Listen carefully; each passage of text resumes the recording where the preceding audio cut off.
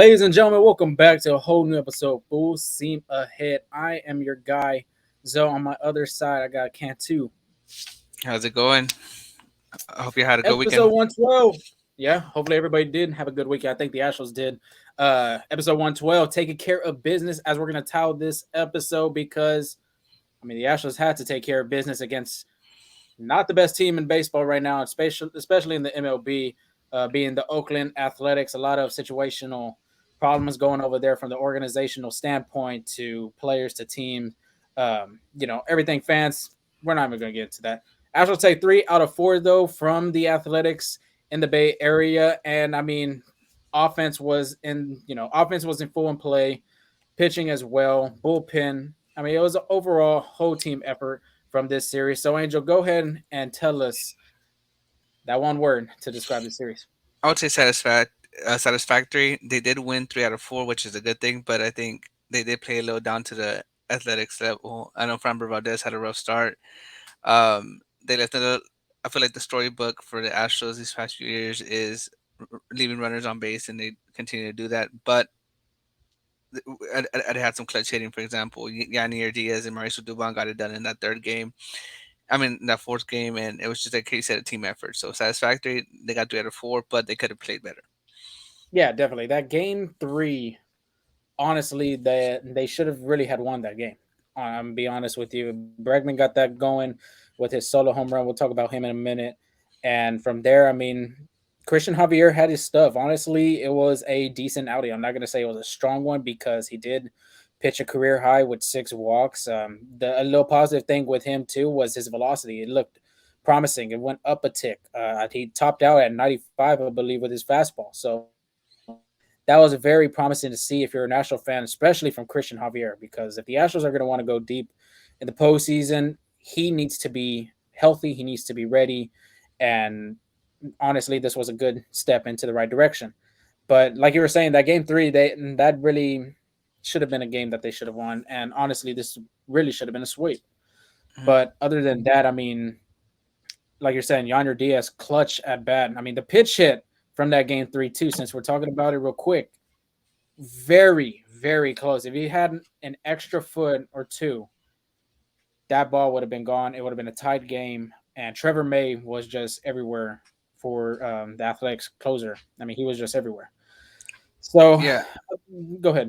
I believe that ball that Yanier Diaz hit would have been gone in 12 out of the 30 ballparks, including Minute Maid Park. Yeah, it would have been like you're saying, including Minute Maid Park, but just held up for the A's at that point. But got to be positive to see the Astros did take 3 out of 4 out of this series. It could have been, a whole sweep, like we are saying. It could have been 2 games, but the Astros record so far, 56-44. They are 3 games back from the Texas Rangers, which we'll talk about that preview later. And let's go with our shout outs, Angel. Shout us out, JP France, the stash. This man was on a different level. And our over under, you remember, we were talking about who's going to have the over under with 7 innings. We both said under, and he proved us wrong. Yeah. 7 innings, 6 hits, 1 earned run, 1 walk, 5 strikeouts through 93 pitches. 64 of them were strikes. The difference of this outing for JP France was the fastball and changeup mix. It was completely unhittable. Hitters cannot hit the fastball nor the changeup. The mix that he was throwing from them 2 combos was just sick. But lowers his ERA to a 2.05 on the road. That is the best in Major League Baseball Wow. from a rookie. Another quality star, I didn't even get to mention that either from JP France. This guy has been very consistent through his starts for the Astros. And I really, honestly, it's been him and Belak so far. Valdez has been a little bit roughed up lately before the All Star break. And then right now, kind of, from the A's and the Angels. Javier, same thing, very inconsistent right now. Hunter Brown, same thing. Right now it's a Brandon Belak and JP France. But after the game, obviously on the post game, he said his changeup was going for him, which Angel, you said the fastball command needs to be great, but the changeup was the best pitch from his performance this outing for him. So shout him out. Give me your shout out, Angel. Yeah. So going back to JP France, like a bunch of like a few unsung heroes in France and be like, but like I said, Fastball command, right? If you throw a good fastball, sets up a great changeup for sure. Mhm. But my second shout out, Kyle Tucker, 6 for 16, one double, 3 home runs. Again, those came in a single game, 6 RBIs in total. That was his first career 3 home run game in his career. Third Astros player with a 3 home run game on the road over the last 20 seasons, joining none other than Yordan Alvarez Of and course. El Caballo Carlos Lee as well. 16th Astro in franchise history to have a 3 home run game. And then Tucker extends his road hitting streak to 20 games. Again, a good offensive surge for Kyle Tucker. And you'll hear more about those RBIs in our over unders in a bit. But again, great game. That was, it was the king in Oakland, the king of California, and he showed it brutally.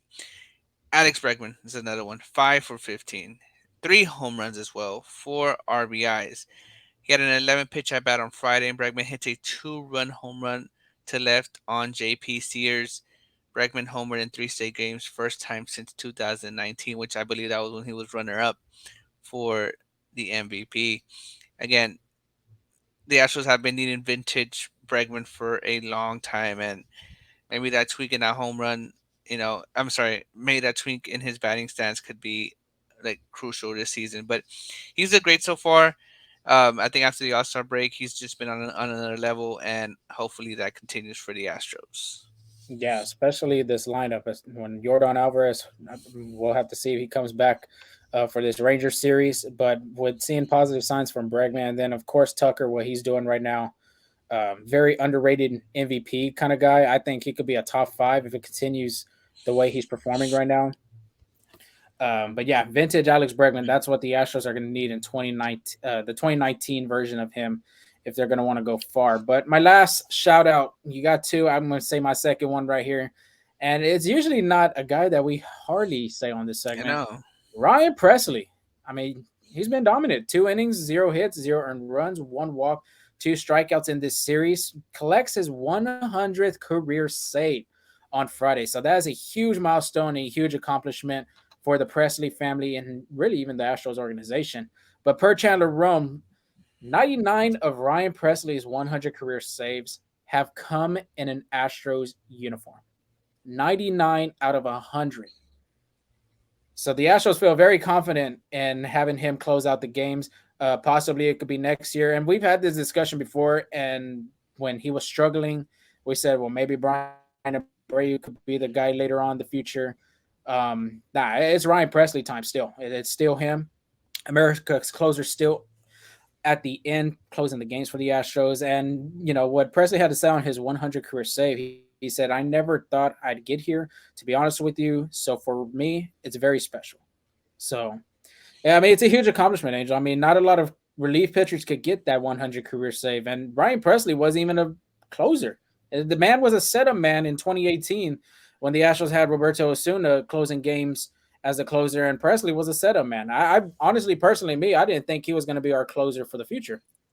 Yeah, even when he was with Minnesota, he was like a setup person. Like he didn't close games. Again, like you said, he only had 1 career save when he was over there, and after that, the Astros believed in him, trusted in his stuff, and he has been very successful. He's been really great for the back end of the bullpen and a great leader for that back end of the bullpen as well. So hats off to him. Well deserved. He's a really special player. Now, moving on to the guys that the Astros crucially definitely need back. Astros injury updates.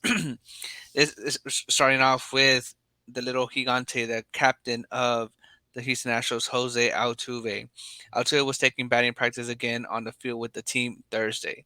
Saturday, he participated in a full pregame workout on the field the last 2 days and just hit in the cage. So there isn't really much update on Sunday about Jose Altuve. I think they're working him day by day, but I don't know. Those are positive signs. He should be back soon, and the Astros surely wish he'll be back. I think he'll probably need a rehab assignment, Mhm. maybe like a week and a half, or even less. But he should be back with the Astros in no time. Yordan Alvarez, he's over there in Sugarland making things happen. Made his second rehab start Friday night went 1 for 4 with an RBI double. Also sent a long fly ball to the left at the warning track, but it was caught. And he started in left field as well. So I think like a big bright sign is that I'm not really I'm not really looking too much in the at bats like 1 for 4. That's fine. Like there's still quality pitching Hmm. out there, but it's just getting that timing back, getting comfortable with that swing, and a release like something that really caught my eye is that he's starting in left field. So that means he's like that's what the Astros have planned for him to go back in that outfield, not just at the H row. So very good signs. And then this is on Friday. Dusty Baker said Yordan Alvarez should. It's a possibility that he'll be back Monday, but not ready to say what the plan is after today, which and that was on Friday. So good signs is a crucial series the Astros need against the Texas Rangers. Having Alvarez back on Monday would be big for this lineup. Yeah. And that was on Friday, right? So then on Saturday, made his third rehab start night at the Saturday night at the H, 1 for 3 with an RBI and a walk. So again, great at bats that are coming off in Sugarland. Alvarez is close. He's so close, but again, this is the Astros franchise player, so they're going to be very very safe and very very careful with Jordan Alvarez. Brantley, Michael Brantley, Saturday. Brantley took part in early hitting and first on field hitting since before the All Star break. I don't know. To me, it's just like it's looking less and less likely, he'll come back. But I do agree with you what you said, and like in a previous podcast, like he can play that Carlos Beltran role where he's not really on the field, but that mentorship and that leader in the clubhouse will be crucial. And Jose Arquidi, there was no update since his last start in our last podcast. Yeah, I think Bradley's probably going to be playing that role. Honestly, when it comes to the postseason run that the Astros are going to be making, promising to see Alvarez play these games. And like you said, it's not all about the stat being 1 for 3, 1 for 4, 1 for 4, 1 for 3, all these other stats. It's just the way he's hitting the ball. Is he seeing the ball well? Is he making contact pretty good? The swing, how does it look? All that stuff comes into play. I think Alvarez really doesn't care if he launches a ball over Constellation Field, especially at Texas. The little representation on the Texas, well, they're El Grande, I guess you could say, in center, but I think he could care less. All he's just caring about is just getting into the team as fast as he can. And then Jose Altuve, I believe maybe this week we could see a rehab start for him. Okay. I could see that because he's been hitting these past days on the road with the Astros since the Colorado series. I want to say even before when the Angel series. So I could see a rehab start coming this week. Of course, Dana Brown's probably going to have the best info and best outlook to see when Altuve is ready. But let's move on with the preview. And I think everybody wants to listen to this part because it is against the Texas Rangers, the rival, the Southern Oklahomans, or whatever you want to call them guys up there north of Dallas. Crucial series against these guys. They're 59-41. They're, of course, they're first in the AL West, obviously 7-3 in their last 10 games. They've been on a hot streak. Angels swept the Cleveland Guardians and the Tampa Bay Rays at home after the All-Star break. They were 6-0. But then they met up with the Los Angeles Dodgers, and I'm pretty sure every Astro fan out there was cheering for the Dodgers. Let's be honest. Come on now. I believe everybody was cheering for them. Then the Astros can make a push for that number one spot in the division. But the Rangers did drop the series against the Dodgers. The Dodgers took 2 out of 3 from them, and like we were saying earlier, the Astros are now 3 games back. It could have been 2 games, but game 3, the A's pitching staff, Paul Blackburn was just pitching really well for the Athletics. So Monday, 7:10 start time. You got Brandon Belak, 5-5 with a 3.46 ERA versus John Gray. He is 6'5 with a 3.31 ERA. And like I was saying before, Angel, I mean, Brandon Belak has been very consistent this month of July. I believe he has a 2-1 record, 1 something ERA. Last outing against the Colorado Rockies, 5 2/3, 1 hit, 0 earned runs, 3 walks, 4 strikeouts. At Minute Maid Park, Belak is 3-2 with a 2.87 ERA. So that's very promising. If you remember the last episode, I told you his ERA on the road and his stats, it wasn't pretty. And being at home with a 2.87 ERA, it's not bad. But the thing is with Brandon Belak, he has yet to face the Texas Rangers this year, but has 7 relief appearances. Obviously, he wasn't a starter in his career against the Rangers. He's 1-1 with a 4.15 ERA and 7 strikeouts. But Angel, I mean, how is he gonna work? How is Brandon Belak gonna work?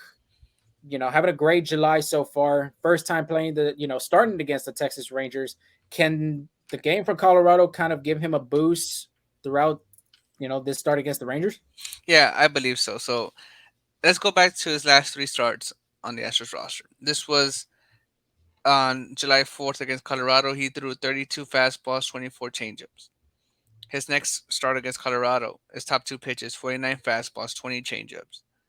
Against Seattle, 28 fastballs and 25 changeups. So what that tells me is that fastball command is crucial because his goal is get get guys out with that changeup. So make them think fastball and then trick them with the changeup. And another thing I have been seeing is he's doing that fastball changeup setup, but he's also mixing in more of his off-speed pitches. 18 sinkers and 17 curveballs and only two sliders in his last outing against Seattle. But his main key to success is that fastball changeup setup, and that's what works for him and so far in July because he's done pretty good in July. Yeah, that sounds like it's a bread and butter kind of thing. Because it's like same thing as JP France we were talking earlier. I mean, France had the fastball and changeup command going. It really fools hitters. Honestly, if the angle, the drop too of how many inches on the plate, it's a great pitch. El cambio, that's the pitch, changeup. So hopefully we see a good outing from Belak. And John Gray, on the other hand, his last outing versus Tampa Bay. I mean, Tampa Bay's now number two in the AL East. I mean, they were the number one team in baseball for a good while in the American League. But his stat right there: 4 1/3, 8 hits, 0 earned runs, 1 walk, 4 strikeouts. He did have to come out of the game due to a minor injury. He had a comebacker hit him on his ankle, but it didn't really phase him because now he's going to start against the Astros. Speaking of the Astros, his last outing against Houston at home, 6 innings, 7 hits, 5 earned runs, 2 walks, 4 strikeouts. John Gray, though, is a great pitcher on the road for the Texas Rangers. 2.31 ERA, 2.07 opponent's batting average. Got to see a lot of fastball and slider mix. 41% of the time is going to be the fastball, slider being 37 of the time. Left-handed hitters, 169 opponent batting average. Right-handed hitters, 241. So this guy's going to be tough on the road. He's pitched really well, being away from Globe Life Field, and this is going to be a good start for the Astros, a little first test, because Gray has not been the John Gray from Colorado. I mean, ever since he stepped into Texas, and really this year, he's been a better pitcher uh, due to the pitching staff over there with the Rangers. He's a different breed now. But Tuesday, you got 7:10 start time as well. You got JP France, 5-3, 3.13 ERA versus, oh man, here we go, Angel. TBD. It's that number. That's that guy. That's pretty damn good. But his last outing against Oakland, JP France, 7 innings, 6 hits, 1 earned run, 1 walk, 5 strikeouts, as I mentioned before. He did match his career high in innings. He, like I said, leads MLB with a 2.08 ERA on the road. Has yet to face the Texas Rangers in any of his appearances. Okay. He does struggle a little bit at home, Angel. He doesn't. I don't know why. He just does not pitch well at Minute Maid Park. Maybe this is the start right here. But how can he use his last start against the Oakland Athletics and build from that to against a tough opponent being the Rangers? Yeah, I mean, like he can just set up his mentality, maybe picture himself in like a different ballpark. But I think like a big factor is the Crawford boxes. I feel like sometimes pitchers try to be too fine and like locate their pitches, and they end up making a mistake, and the hitter makes them pay for it. So if he just does what he does, that fastball changeup mix, again, like you're not always gonna be perfect, but as long as you put it in a good spot, usually like a hitter can hit himself into an out, like rolls over or like gets under it. So again, I think that's the thing for France is like he's trying to be too fine on his pitches because he knows that the Crawford boxes are so close, and I feel like he just keeps doing what he's doing, especially against Oakland. Like let the hitters get out themselves. So just that mentality part of baseball. Yeah, like you said, maybe he just needs to imagine that he's at Globe Life Field or some other ballpark. But that fastball and changeup mix is going to be very important this game as well. If Brandon Belak could get the fastball changeup going and full hitters, I think JP France could be the same guy. I mean, both these pitchers have been very consistent, like I said, for the Astros starting rotation. But Like I said, the Rangers don't have anybody yet for Tuesday's matchup. If we find out, we will let you know. But let's move on to Wednesday, 7:10 start time as well. You got the franchise, Framber Valdez, 8-6 with a 2.94 ERA versus Andrew Heaney. He is 6-6 with a 4.58 ERA. And Framber Valdez, like I said, Angel, this second half so far after the All Star break hasn't been very good so far. I mean, 13 strikeouts in his first outing was pretty damn good, career high. Not really career high, matched his career high, I meant. But I mean, the Oakland Athletics, I did not expect to see a outing like that against the A's. 5 innings pitched, 6 hits, 4 earned runs, 2 walks, 4 strikeouts. But his last outing versus Texas, it was a little rough, but not on him. 6 innings pitched, 4 hits, 5 runs, one of them being earned, 2 walks, 7 strikeouts. He did receive the loss in that game, but I think the franchise is going to be the franchise. He's going to be the ace of this. I mean, the Texas Rangers aren't throwing their ace in these matchups, obviously being John Gray and Andrew Heaney. I think their ace would be, after Jacob DeGrom, I mean, it would be Martin Perez, I would say, or Nathan Uvalde. Both of them guys have had some good, numbers this year. But I mean, I think he's just going to get the ground ball going. I mean, he's the number one guy for a ground ball for a reason. Of course, that sinker fastball mix, the cutter as well. If that's all going for him, it's going to be a long night for them Texas Rangers offense.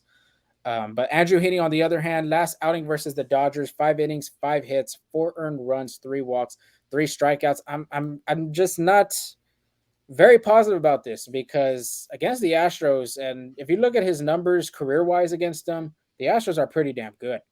But his last outing versus Houston, 5 innings, 3 hits, 0 earned runs, 1 walk, 8 strikeouts. If you combine both starts this year against Houston, he has 10 innings, 5 hits, 0 earned runs, 4 walks, 12 strikeouts. He has been dominating against the Astros. Like a lineup like that too, especially. But obviously, Altuve and Alvarez has played 13 games total. At the same time, too, you still got sluggers like Kyle Tucker, Alex Bregman. I mean, I don't know if Altuve played one of those games. I don't know if Alvarez played one of those games. You got sluggers like that in your lineup, and you're like, wow, not even one single run. It's crazy. But this month he's thrown only 72 to 87 pitches. I don't know. Maybe the workload on him could be just not making him so much fatigue. But like I was saying, Angel, I mean, he's yet to allow a run against the Astros, one of the best lineups in baseball, in the American League, at least top two. Can we figure out why is that? I think the Astros need to start off by attending JP France and Brandon Belak's pitching meetings this week because Andrew Heaney only throws 3 pitches and his majority of pitches are fastball changeup. In his first outing against the Astros, he threw 65 fastballs, 16 changeups, and 7 sliders. 35 pitches were in the zone, and 53 pitches were out of the zone. But the Astros were still swinging and missing on those pitches. So, and he still threw 5 innings with an outing no hit. So I think the Astros need to be a little patient on that and jump on the fastball. He like the on the fastballs where he was missing high. So he's trying to locate them high. Um, in those corners. His second outing against Houston this year, 50 fastballs, 13 changeups, and 22 sliders. So during the first game, it was fastball changeup, and then the second game again was more like fastball slider mixing in some changeups in there. In that outing, 51 pitches were strikes, 44 were out of the zone, and in that game, only 4 hits, 4 hard hits that day. Yeah. So the Astros are I think a little being too a little aggressive because they're trying to jump on that fastball, and he needs just getting them with those off speed pitches because they're chasing a lot of it on the zone. So I would feel like they need to jump in with those meetings with those guys. What's their game plan, and maybe use what they learned from there in to get to Heaney. Yeah, I mean, fastball and changeup mix. I guess it's that deadly. Just as Andrew Heaney's been throwing that against the Astros. But like you said, I mean, they got to be patient. They got to be patient and let the pitch come to them. I mean, he's a lefty. There's only two players on that Astros lineup that are left-handed hitters, and that's Kyle Tucker and Yordan Alvarez. You'd think it would be in favor for the right-handed hitters. Bregman. I mean, you take it in, you take it to the Crawford boxes, kind of thing. I Hmm. mean, left-handed hitters, and you take it over there to the, right field. It's very difficult to see that number, especially from a pitcher like that. That's really, honestly, he's not that good, And I'm just gonna say it like that.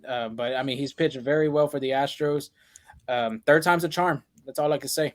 It could happen, but very important series this upcoming Monday, Tuesday, Wednesday matchups. Astros could take advantage, maybe have a sweep, and everything's all tied up, or the Rangers can go head on and continue pushing, and next thing you know, Astros could be 6 games back.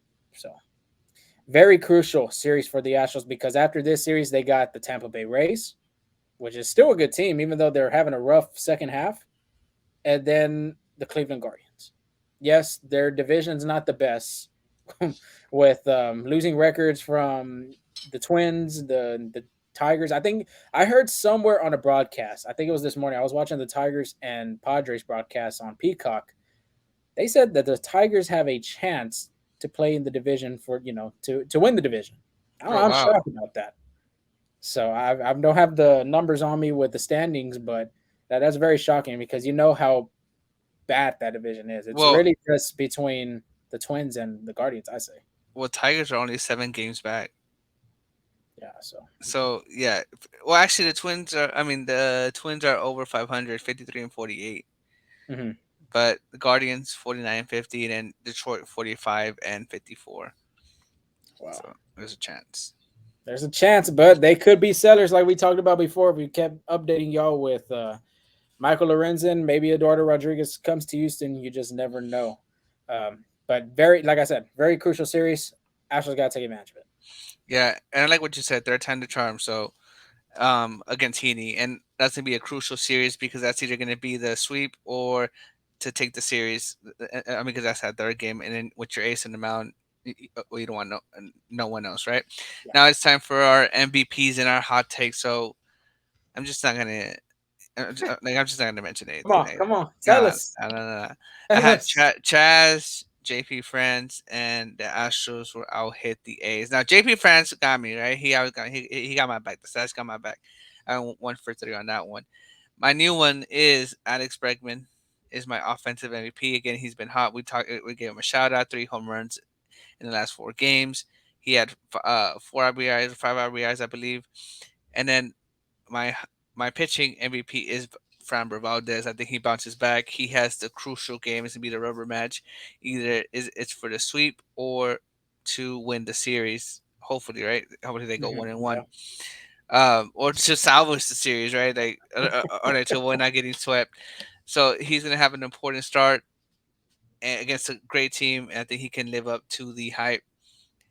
My hot take: this is going to be the Astros' dream hot take, a steaming hot take. Astros will be tied with the Rangers in the AL West after this series. Wow.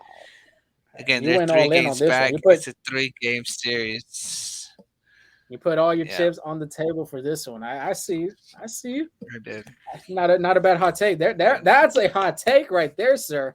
Not the what was the other one? You said the Astros will hit the A's, and the Oh, A's yeah, I actually got end that up one too. beating the Oh, did they? Astros. Oh, man, I didn't even talk about that. No, because you said 1 for 3, Oh, so you made it sound like honestly, you. I mean, you can oh, check your honest, numbers since I'm going to that's, talk about mine real quick. I'll take the L. That's fine. Yeah, you 1 for 3. That's a 333 batting average right there for you, sir. I think mine was, I'd say decent. I really think 3 for 3. I'm gonna be honest with you. Tucker, you already know what King Tug did. 20-game road hitting streak. The man hit his first 3 home run career game, whatever you want to say. Framber Valdez, I'm gonna take the dub on that one actually because he got the win. What? Come on now.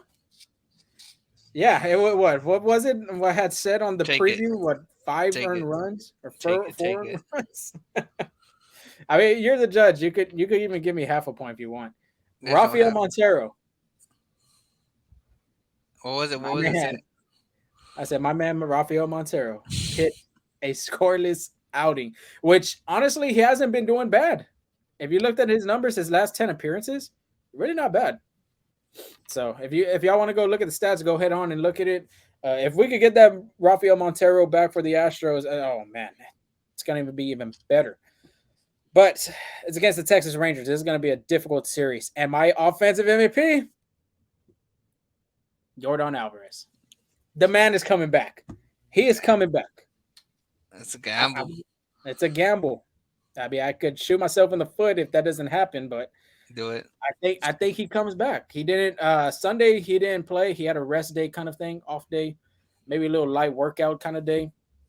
I see the Astros activating him off the IL for Monday series. The man hasn't played over a month.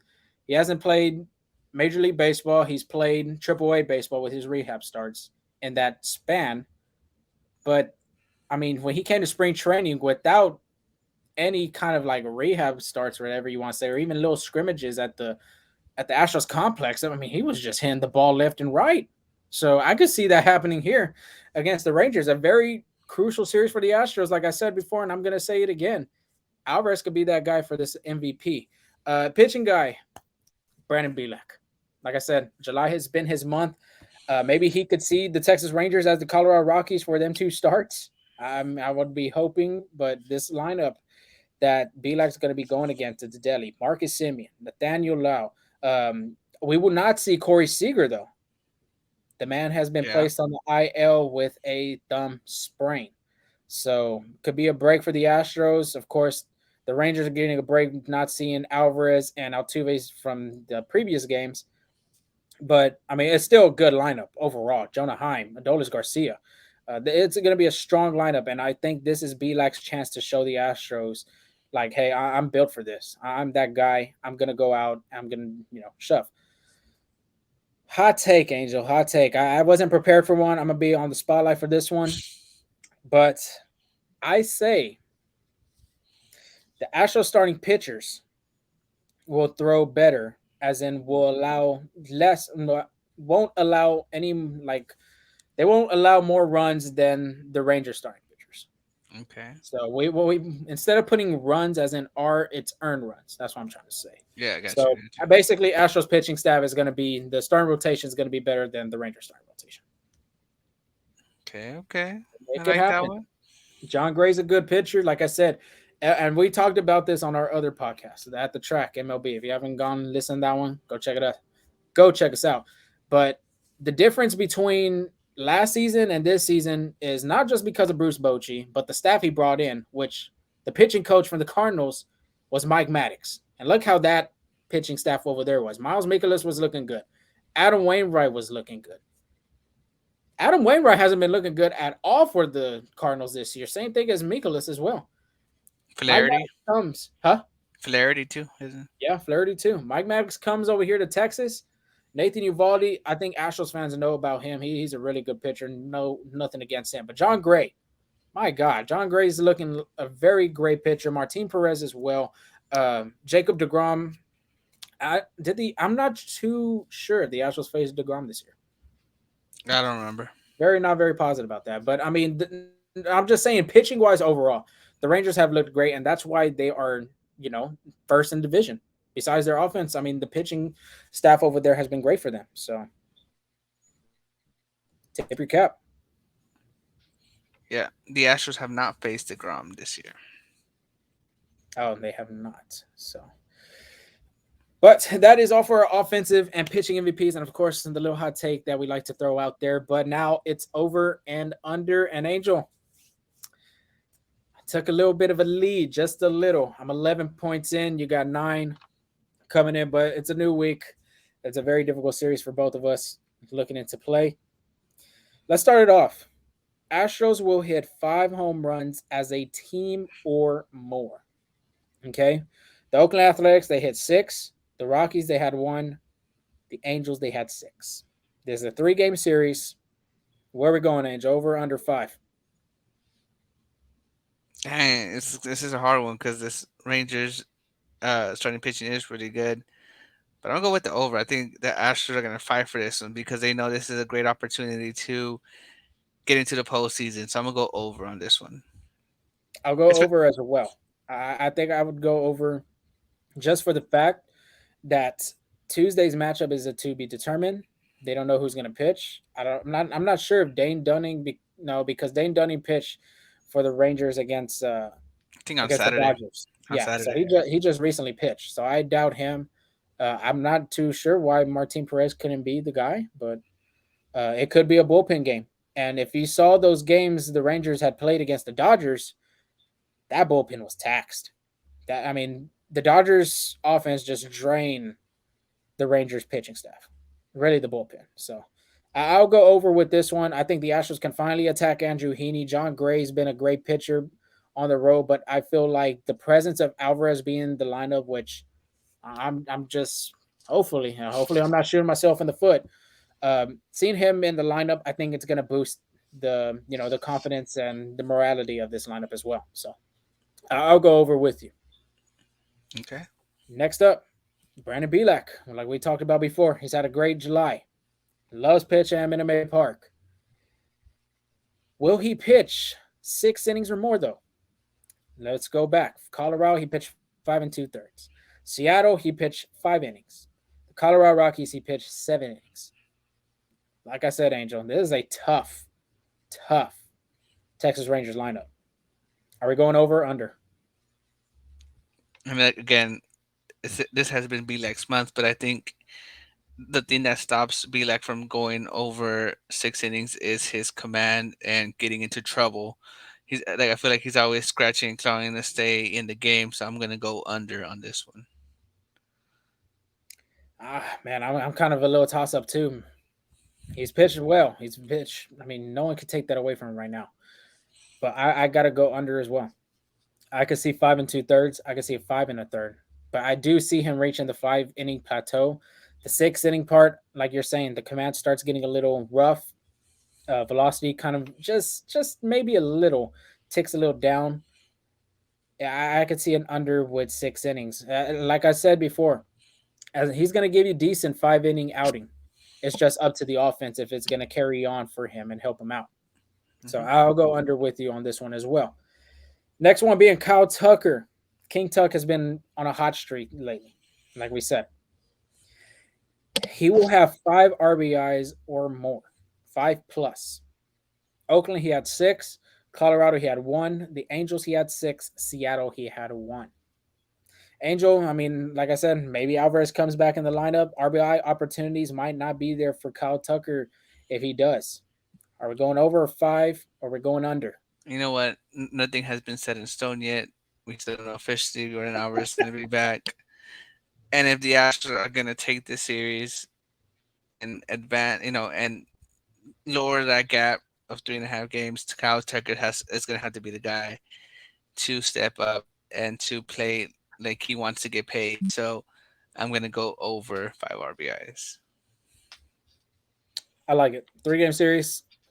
One of the best players out of coming off the All Star break, 4 something batting average, has a 300 something batting average. The 4 something I was trying to say at a certain day. I think he was like in June, somewhere in June. He's been on a hot streak, but batting average is over 3. RBI production has gone up. He's tied with the major league home runs and with the Astros right now with Yordan Alvarez. I'm going up as well. I got to go over. King Tuck has been doing a great job stepping in for Alvarez's presence. Same thing as Abreu. But if the Astros are going to win this series against the Texas Rangers, Kyle Tucker is going to be a key guy to look at if the Astros are going to go over. So, yeah, over on that one as well. Next one, JP France pitches 7 innings, 7 innings or more in the start he plays against the Rangers. 7 innings against Oakland, 4 1/3 against the Angels, 6 innings against Colorado. Angel, I'm gonna tell you, I mean, the stash, I went against him and I really shouldn't have not going 7 innings against the Angels. He proved us wrong. We both said under. What we're gonna go say right here. You know what? This is just a redemption opportunity, right? To make the wise and right decision this time. But I'm gonna go under again. I'm sorry, this is a different team Man. than Oakland. This is gonna be a hard fought game, and like you said, he doesn't he pitches better away than at home. So I'm gonna go under on this one. Yeah. It kind of bugs me to say it, but yeah, I'm gonna have to go under as well. Oh Uh, man. yeah, the Rangers haven't seen him though. That's the thing. The Rangers have No. yet to see JP France. At the same time, too, when you look at the numbers, look at the stats. Yeah, he pitched 7 innings over there in Oakland. He could have really got 7 and a third, passing his career high with 7. But I mean, man, this you got to give credit where it's due, and the Rangers do have a good lineup. So, and like you were saying too, the ERA isn't pretty when he's pitching at home at Minute Maid Park. So I do got to go under 7 as well. But I got one more. It's not It's a, on our plan, it's but a I would go surprise with, one. yeah, it's a surprise one. Um, the Astros will hold the Rangers to 30. I wouldn't even say 30, 25 hits in Ooh, a 3-game series.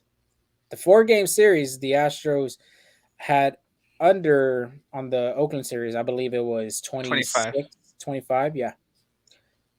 We're going over under. under Under. under Wow. 25 Love hits. it. Love this. Love the confidence that you got in this team. Me, on the other hand, I gotta go over. I gotta go over this. I'm not even a Ranger guy, um, a Rangers fan, but I mean, I'm just gonna praise this offense. I mean, this is why they're the best of the American League. I mean, their run differential. If you look at their numbers, dude, it's one of the best in Major League Baseball. I know for sure it's like the number one or number two in the American League. So, I mean, this offense is going to be really a stellar part if the Rangers are gonna want to move on and push this, this gap that they have with the Astros from 3 to 6, then they're gonna have to hit. And they're going against two players like Brandon Belak, which, like I said, he's had a good month of July, but at the same time, too, 7 appearances, 4 something ERA against the Rangers. And then JP France being the rookie, going against a great offense being the Rangers. It's gonna be a tough opponent, tough lineup, everything like that. So I got to go over with this, even though, yeah, even though it's a 3-game series against these guys. So Mhm. yeah, it's gonna be a great series, though. I'll say that. I believe a lot of Astro fans are gonna be out there supporting the guys. I could probably say the same thing for Ranger fans. If you remember when we talked about the last time that the Astros had gone to Globe Life Field, there was record-breaking attendance for the Rangers at Globe Life Field, and that was because of the Houston Astros fan base.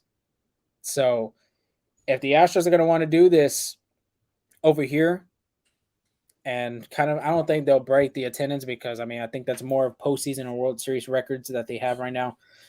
But if they're going to want to show out and help this team, go on top, I think the fans are going to have to be very supportive in this series. So it's going to be a great overall matchup between, not just starting pitching, not between the offense, but just overall the state of Texas. This is the battle right here that you want to see. Agreed. It's gonna be a great series. Two great series this week. So show up to the ball game. You got Rangers and the Rays after that. So it'll be a great time to have the fans behind the Astros. Yeah, Rangers swept the Rays and they swept the Guardians, and guess who's the Astros are playing after the Rays? The Guardians. So we'll have to see about that. But that is all for our show. Continue to follow us at Full Steam Ahead on Twitter at Full Steam Ahead, and same thing as on TikTok as well. Subscribe to our new YouTube channel. I mean, I don't even know if you want to call it new since we're already halfway through the season. So continue to follow us and subscribe to our channel on there. Instagram, FSA Full Steam Ahead. Follow us on there. I know that for sure is brand new. That was just launched up this past month. And Threads as well. Of course, don't forget Threads. That is the newest app out there on social media. But same thing. Follow us wherever you listen to us on Google Podcasts, Spotify, and Apple. Make sure you hit that follow button. Then you could get the newest episodes we pull out. But Andrew, you got anything else before we sign off? No, thank you for your support and go Stros. Yeah, Go Stros. It's going to be a great series. We will talk to you and give you that recap against the Ranger series. Maybe it's a good one. Maybe the Astros are tied for the AL West. Maybe they're just a game under, or they could be over and be 6 games out of the race. So we'll give you that recap and give you the preview against the Tampa Bay Rays coming that following week. So we'll talk to y'all guys later, and we will see you. Peace.